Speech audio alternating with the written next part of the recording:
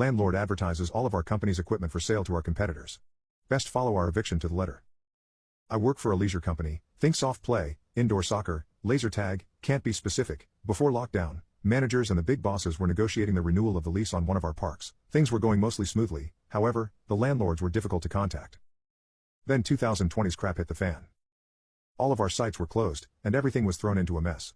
Negotiations began to slip down the priority list. Nobody thought the landlord would push an eviction for an expired lease during this period. Especially with it still getting rent, despite the site's closure, and the closure of every business and restaurant in the immediate area. We were wrong.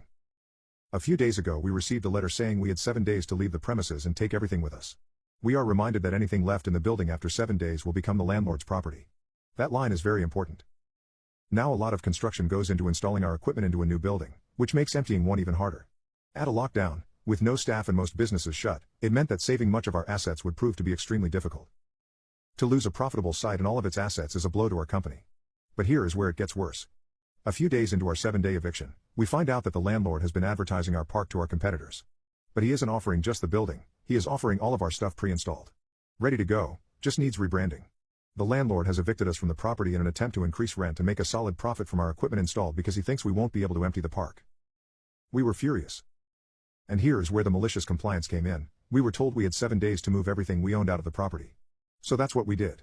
Local businesses from all around offered up free space to store our things. A few people came back out of lockdown and they all spent the rest of the week removing, selling, or destroying everything that was related to us.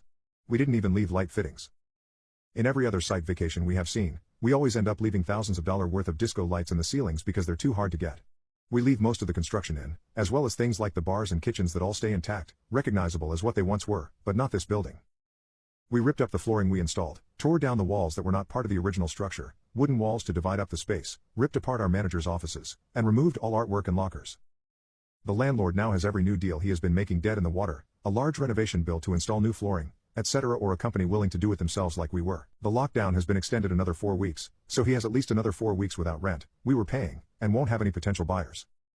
Silver lining, the assets we got out of the site, fridges, TVs, equipment, food, tables, have all been sold, and the lack of rent and additional income has helped the business and paid staff wages. Update. Hi everyone. I'm so sorry for how long an update has taken, I was waiting for things to unfold.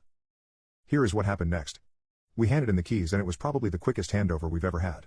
The landlord clearly didn't want to make any kind of conversation and there was an elephant in the room, but he said nothing about the lack of our equipment. Complications did arise when we went to get back our various deposits, but he had no case to withhold the deposits from us as the building was in excellent shape. We had conducted much of the maintenance work ourselves, so the building was in a significantly better condition than we found it. We also cleaned up 99% of the rubbish and dirt from our demolition crusade, so he couldn't bill us for cleaning. A very minor bit of pressing from our legal team meant that we received everything owed back in full. The building is still vacant and as of yet we don't know of any potential buyers. At this moment in time our company is still standing despite the pandemic closures and lack of business. Staff are all still employed and doing well. A huge thanks again to everyone who took the time to read this and to those who were dedicated enough to remind me of updates. Big shout out as well to the amazing people who gave awards, I appreciate it and I've been making sure to pass on the good karma. You want to send me home? Sounds good. So I was a sarcastic and easily annoyed guy in my 20s, and this often didn't help me get along with older or corporate types. I was working at a certain pumpkin-colored big box home improvement store one spring, in the flooring department. It was just starting to get warm out and the store didn't have much AC, so I was looking forward to a magical date where certain employees were allowed to switch their pants for shorts. The problem is that we had a new department manager, I'll call him Rich, who was aggressively chasing a promotion to assistant manager, then store manager. He thought he could accomplish that by being a super by-the-book hardass and being relentlessly metrics-focused. This translated into a manager who was a know-it-all, micromanaging a-hole. Anyway, I'm scheduled to open at 5 a.m. one day on the fabled day of cooler bottom wear and I walk in all light and airy and bare-legged.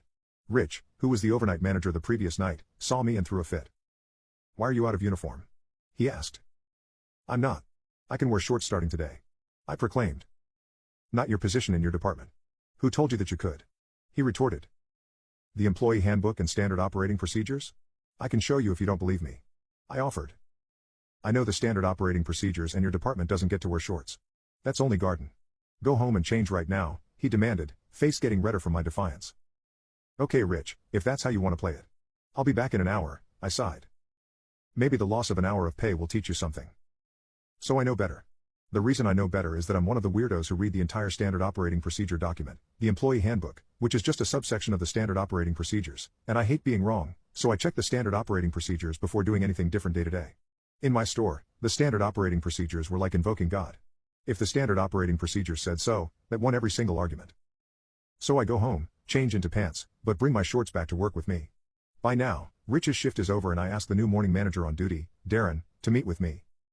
Why, what's up? Oh, just a standard operating procedures issue. Oh. Okay. Give me 10 minutes? So I swung by my desk and printed out several things. My latest pay stub included my official job title and department number. The company directory listed the department names and their associated numbers. The standard operating procedures dealt with when and which department/employees can wear shorts. The annual email from the regional VP confirming which departments could wear shorts starting when also included the line in this letter is to be posted at the time clock between the dates of X and Y. The standard operating procedures detailing the company transportation and mileage reimbursement policy. A Google Maps route that mirrored the route I take to and from work, with the total mileage highlighted. So, I meet with Darren and explained what happened and handed him each page in turn as they became relevant. In the end, we agreed that I was right on every single account and asked me what I wanted. I want the time. I was turned away before I could clock in, so I want to be paid starting at 5 a.m. Feel free to check the CCTV if you want to confirm when I arrived. I want the mileage because Rich sent me on essentially a company errand with my vehicle through no fault of my own. I want this letter posted at the clock like it says it's supposed to be. I want you to talk to Rich about this because I told him this was the standard operating procedure before he sent me home. I'm changing back into my shorts. All of that sounds more than fair. Get the paperwork for the clock adjustment and mileage to me today and I'll sign it. The letter mysteriously went missing from the time clock the next day, but I replaced it every day until I happened to see Rich angrily snatch it off the board and throw it away. I reported that as well and the letter stopped going missing. He didn't talk to me much and I was transferred to another department a month later, so all in all win-win I think. Would I be the a-hole for not attending my twin brother's surprise birthday dinner when I was only invited as a guest? So I'm a twin, my brother and I hang out all the time and we are super close. In a few days, it's our, male 25, birthday. We share the same friend group and we're all close and have been since school. He has a close group of girlfriends, about 5 of them, who I have also known for many years. I would classify them as being closer with him in recent years, but we are all still good friends and socialize often together. Now, I have been added to a group chat labeled my brother's name surprise dinner. It is a surprise birthday dinner for my twin brother organized by one of the girls in that group and they have invited me as a guest. One of them also said in the group that it would be nice to see me as well, so I just feel like an afterthought.